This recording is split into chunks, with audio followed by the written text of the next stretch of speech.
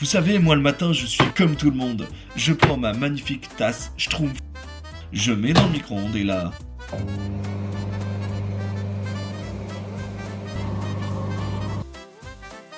Tout à coup, une surprise m'apparaît. Mais qu'est-ce donc que cet outil maléfique ?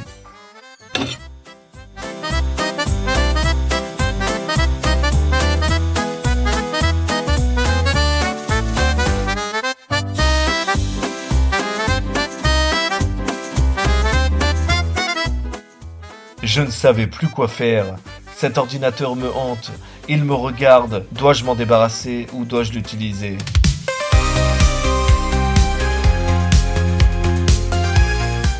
Bonjour vous. Bon, vous avez vu au titre, vous avez vu à la miniature, à la description, à n'importe quoi. On va parler aujourd'hui du MacBook Air M3 de 2024 avec sa configuration 256 Go de mémoire, de 16 Go de RAM.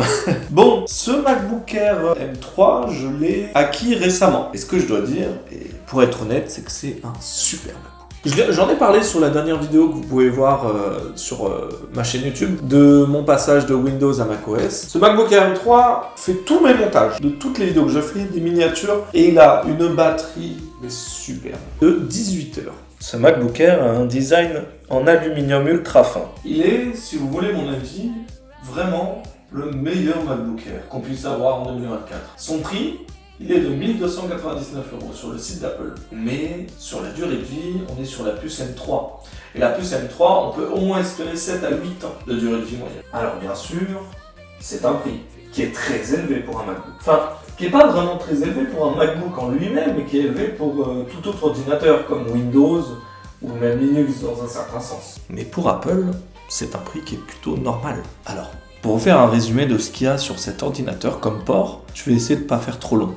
Il y a 2 USB-C et un jack. Est-ce que c'est bon pour vous ? C'est que ça. Mais est-ce que finalement la sobriété d'Apple avec le peu de ports qu'il y a n'est-elle pas suffisante ? Ben moi je vous dis que oui.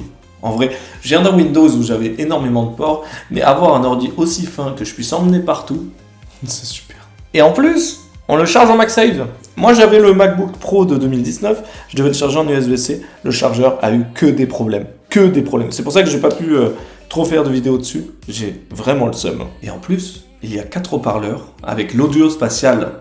C'est super quand on écoute de la musique.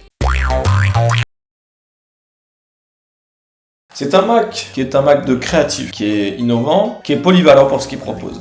Alors oui, par contre, petit bémol. Sur ma configuration, j'ai pris du 256 Go, qui peut sembler très léger avec l'utilisation qu'on a aujourd'hui. Pour donner un ordre d'idée, je filme en 4K actuellement et depuis peu. Mais il faut savoir une chose, c'est que filmer en 4K, ça me fait des vidéos qui font 3, 4, 5 Go. Et le problème de ce poids-là, c'est que 256 Go, ça se boucle très vite. En plus, il me semble que le MacBook Air M4 devrait bientôt sortir. Et oui, le 512 Go commence à 1599 €. Ce que je vous propose moi, c'est de prendre un disque dur externe, un SSD en USB-C. Vous retrouverez pour beaucoup moins cher à la finalité. Maintenant, est-ce que je vous le conseille ? Oui. On va pas chercher midi à 14h, je vous dis oui à 100%. Ce MacBook, c'est l'élégance d'Apple, l'autonomie d'un superbe ordinateur, un prix d'un superbe ordinateur, mais vous serez absolument pas déçus. Même si